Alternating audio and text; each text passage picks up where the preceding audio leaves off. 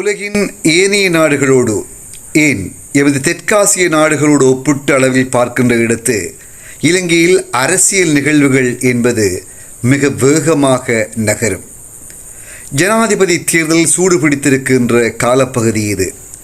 ஒருபுறம் கட்சி தாவுதல், இன்னும் ஒரு புறம் காலை வாருதல், குதிரைக்கு பேரம் பேசுதல் போன்ற சாக்கடை அரசியல்களும் குறைந்த பாடில்லை.